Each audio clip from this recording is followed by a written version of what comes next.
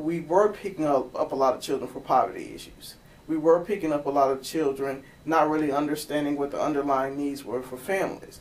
Maybe you're struggling with substance abuse. Maybe you're in a domestic violence relationship.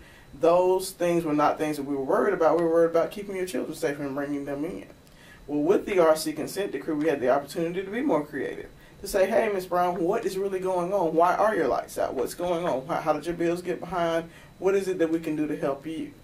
It was a statewide case about the whole child welfare and foster care system, which means that across all 67 counties in the state, from Birmingham to the smallest rural county, we were dealing with all of the issues that are involved in child welfare.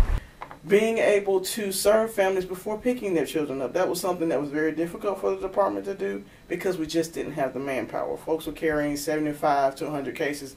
Our caseload standards dropped from 75 down to 18, which is remarkable. I think probably the most fundamental change happened in creating a newfound respect, if you will, on the part of frontline child welfare workers and their immediate supervisors for children and their families. You can't just run a child welfare system by running in and pulling children out and thinking somehow magically that the children are going to get fixed and the family's going to get fixed. With the advent of RC, what was critical was to see how those services evolved. And it was through just intense collaboration on the part of the department with the private community, the providers, and what have you, that led to an evolution of services. And the department reached out and said, we want to work with you. We don't want you to close. We'll always need residential services, but boy, we sure need some services on the front end. Certainly there have been challenges.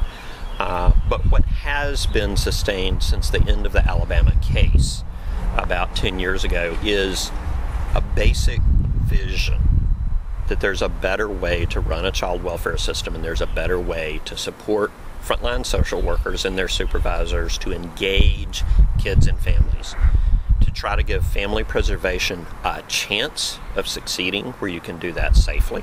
I think it's a great example of how through collaboration and communication, a public agency can work with its private community.